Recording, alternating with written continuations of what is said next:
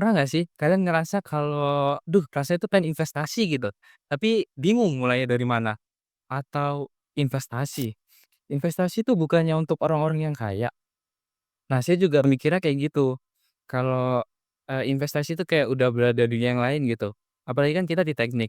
Kalau ngomongin tentang investasi itu harus belajar tentang, ekonomi, terus juga harus belajar tentang grafik keuangan atau candlestick dan, mungkin kita harus punya uang jutaan rupiah gitu buat, investasi.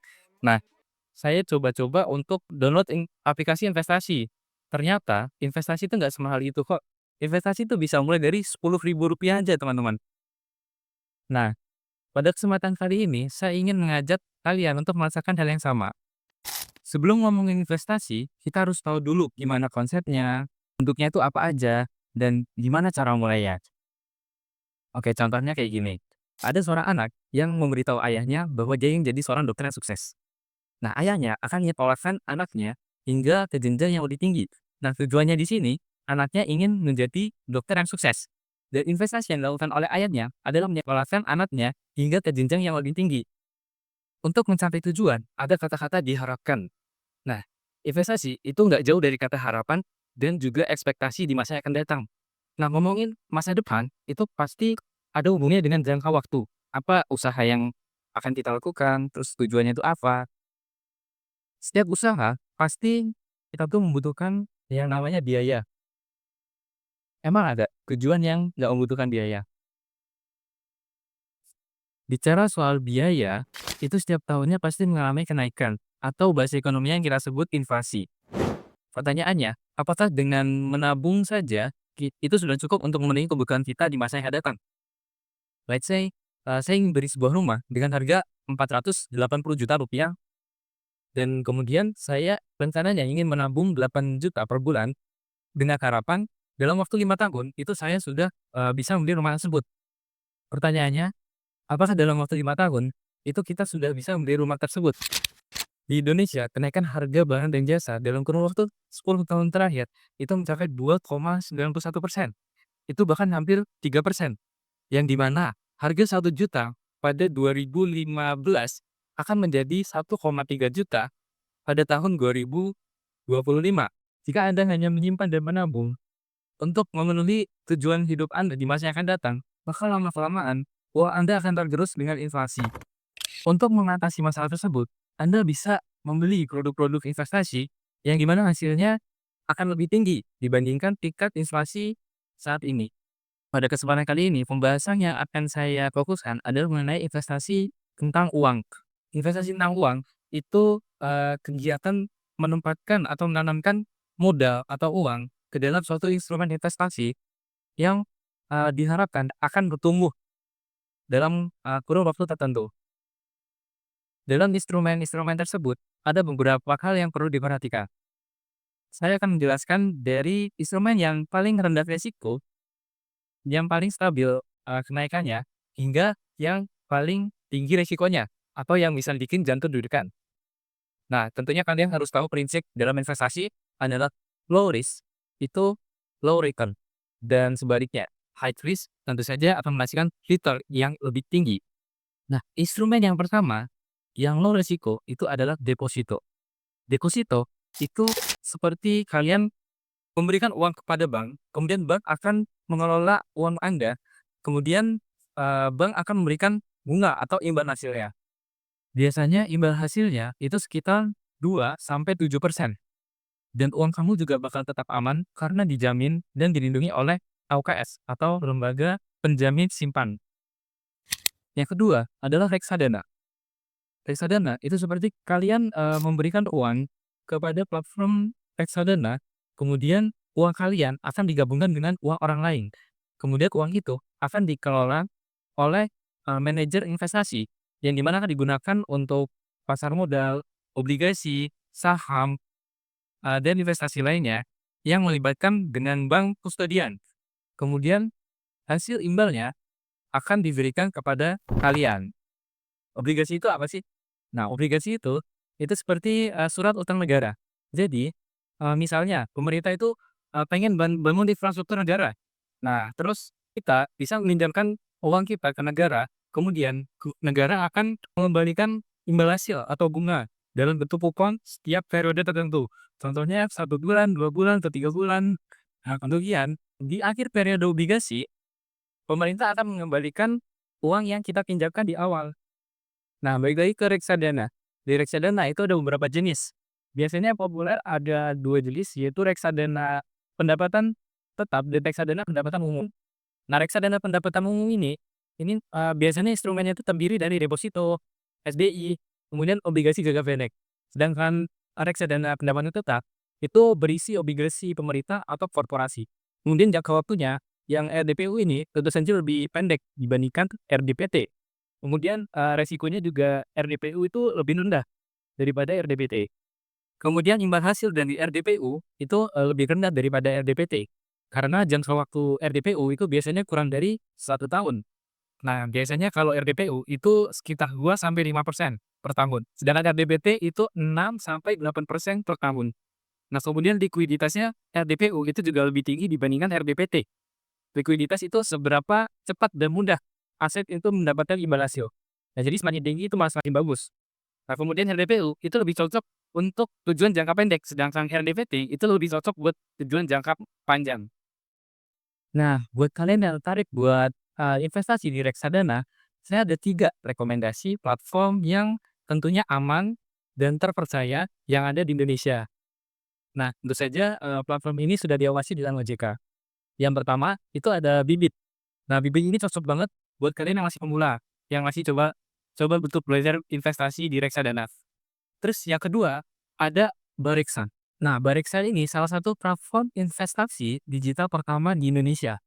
Terus juga, di Bareksa ini punya pilihan reksadana yang lebih lengkap, lebih luas gitu. Terus yang ketiga, itu ada Makmur. Makmur itu, ada fitur yang namanya auto invest. Jadi kalau misalnya kalian ingin, nabung investasi rutin, 10.000 per bulan gitu misalnya. Nah, jadi, saldonya itu bakal potong otomatis 10.000 per bulan. Instrumen investasi yang ketiga, yaitu emas. Tapi sebelum bahas emas, saya mau ngasih tahu dulu kalau misalnya kita nabung emas itu sebenarnya nggak bikin kita tambah kaya, teman-teman. Tapi kenapa orang-orang sampai sekarang itu masih suka beli emas? Nah, faktanya kayak gini, emas itu dibeli sama orang-orang yang kaya yang ingin menjaga kekayaan mereka, kadang mereka tetap kaya. Analoginya kayak gini, kita beli barang 10 tahun lalu itu harganya 2 gram emas. Zaman sekarang di tanggal inflasi, kita beli barang tersebut itu harganya tetap 2 gram emas. Tapi kenapa emas itu sampai sekarang harganya terus meningkat? Nah, itu karena ada campuran inflasi dan nilai mata uang kita. Nah, itu yang disebut dengan hedging, teman-teman. Pertumbuhan emas 5 tahun terakhir itu sekitar 14,4%. Kemudian dalam 10 tahun dan 15 tahun terakhir itu sekitar 10%-an. Dan 20 tahun terakhir itu sekitar 13,3%. Jadi, secara jangka panjang, emas ini punya performa yang lumayan stabil dan bisa dibilang bagus. Nah, pada zaman sekarang, emas itu sudah ada yang versi digitalnya. Jadi, nggak perlu harus beli fisik ya, teman-teman. Nah, emas digital ini udah bisa dibeli dengan harga murah, mulai dari 10 ribuan aja. Nah, di sini ada beberapa platform yang bisa kalian gunakan buat nabung emas digital. Yang pertama itu ada Treasury, terus yang kedua ada Peluang, yang ketiga ada Pegadaian, yang keempat ada Indogold, yang kelima itu ada Lakumas. Nah, di platform-platform ini kalian udah bisa beli emas dengan harga minimal 5.000 di Treasury dan 10.000 di platform lainnya. Kalian juga bisa dilihat di sini, buat selisih harga jualnya itu sekitar 2-3%-an. Instrumen investasi yang keempat, yaitu saham. Beli saham itu sama kayak kamu beli perusahaan. Kalau misalnya kamu belum punya cukup dana buat bangun bisnis sendiri, itu kamu bisa beli saham. Yang artinya kamu beli perusahaan orang lain. Tapi kalau misalnya perusahaan yang kamu beli itu BRI, BCA, Telkom, itu otomatis kamu nggak bisa beli satu perusahaannya. Tapi kamu bisa beli sebagian dari perusahaannya. Nah, sebenarnya saham itu bentuknya itu kertas atau dokumen kepemilikan. Jadi kamu bisa beli satuannya itu 1 lembar. Kalau di Indonesia minimal itu beli 100 lembar. Nah, 100 lembar itu sama dengan 1 lot. Nah, kalau misalnya kamu udah punya saham tersebut, itu kamu bisa dapat keuntungan dari perusahaan tersebut. Nah, kalau misalnya perusahaannya itu, lagi naik, misalnya kamu nanti, satu lotnya itu 200.000, terus perusahaannya itu meningkat jadi satu lotnya itu 300.000. Nah, dari situ kamu bisa jual sahamnya, jadi kamu bisa untung 100.000. Nah, itu keuntungan yang pertama. Keuntungan yang kedua, itu kamu bisa dapetin dividen.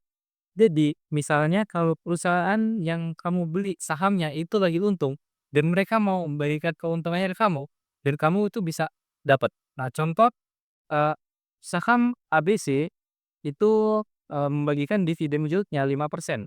5% itu akan masuk ke rekening kamu langsung, tanpa kamu harus jual sahamnya. Nah, buat kalian yang tertarik buat investasi saham, saya akan rekomendasikan 3 platform yang terbaik, yang, pastinya aman, diawasi OJK, dan juga telah terafiliasi oleh Bursa Efek Indonesia. Oke, yang pertama yaitu ada Ajaib. Nah, Ajaib ini cocok buat pemula, tampilannya juga simpel dan inovatif, dan yang pasti sudah terdaftar dengan OJK dan juga Bursa Efek Indonesia, dan minimum investasinya juga lumayan murah, itu cuma Rp10.000. Nah, kemudian yang kedua, itu ada Bibit. Nah, Bibit itu walaupun, platform untuk reksadana, tapi di Bibit ini juga udah mulai berinovasi dan, berafiliasi dengan Stockbit yang, platform untuk investasi saham secara langsung di Indonesia. Terus yang ketiga, itu adalah Stockbit. Nah, Stockbit itu adalah platform saham modern yang terintegrasi dengan, forum diskusi yang ada di Indonesia. Nah, terus juga fitur analisisnya sahamnya juga cukup lengkap, dan yang pasti juga udah terdaftar di OJK. Kemudian, instrumen investasi yang terakhir, yang paling high risk dan juga high return, itu adalah kripto. Kripto itu apa? Kripto itu merupakan mata uang digital yang bisa digunakan untuk bertransaksi di internet, atau berinvestasi, atau bahkan mengirim ke siapapun, dari kapanpun, bahkan dimanapun, tanpa melewati bank. Sebenarnya, gagasan tentang mata uang digital ini sudah ada sejak 1980 oleh David Chaum yang merupakan seorang cryptographer. Akan tetapi, proyek ini itu, bisa dibilang masih kurang berhasil dalam komersial. Kemudian waktu demi waktu, mata uang digital ini, mengalami inovasi hingga baru-baru ini perusahaan BlackRock yang merupakan perusahaan aset manager yang sekarang, sudah mulai, mengenalkan produk-produk investasi seperti Bitcoin. Nah, sejak saat itu, maka uang ini menjadi, melambung tinggi jika dibandingkan dengan aset lain seperti reksadana, kemudian saham, emas. Nah, Bitcoin ini nilainya melambung tinggi sebesar 80%. Nah, di dalam kripto ini itu memiliki, banyak jenis mata uang.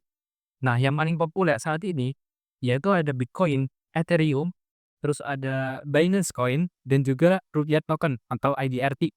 Kenapa Bitcoin itu nilainya bisa melambung tinggi dibandingkan aset-aset lainnya? Oke, karena yang pertama, Bitcoin itu jumlahnya terbatas. Hanya ada 21 juta Bitcoin itu selamanya. Sedangkan emas itu kan bisa, ditambang di berbagai tempat dan jumlahnya itu bisa terus bertambah. Kemudian yang kedua, saat ini banyak orang atau perusahaan itu udah masuk pasar Bitcoin. Kayak contohnya BlackRock, bahkan Tesla. Tesla itu udah mulai ikut dalam investasi Bitcoin. Akibatnya, permintaan yang melonjak akan membuat harga Bitcoin itu menjadi meledak. Nah, tapi harus hati-hati juga karena kripto yang memiliki resiko yang tinggi. Nah, karena Bitcoin ini masih baru ya, terus juga sementara emas itu kan nilainya udah lama dan udah dipakai ribuan tahun, jadi udah mature. Sedangkan Bitcoin itu masih growth, masih bertumbuh. Jadi bisa aja harganya itu naik drastis dan juga bisa harganya itu turun drastis. Oke, pada kesempatan kali ini kita udah belajar bahwa investasi itu bukan seberapa besar apa banyak kita punya uang, tapi seberapa paham kita mengelolanya. Nah, kita nggak harus jadi ekonom atau analisis pasar. Kita hanya perlu satu hal, yaitu keberanian untuk memulai dan kemauan untuk belajar. Nah, saran saya jika ini melakukan investasi, silakan gunakan uang dingin atau uang yang tidak kamu pakai dalam waktu dekat dan tidak mengganggu kebutuhan sehari-hari kamu. Mulailah dari yang lebih kecil, karena investasi itu emang gampang, asal tahu caranya. Dan kamu sudah satu langkah lebih tahu hari ini. Terima kasih. Wassalamualaikum warahmatullahi wabarakatuh.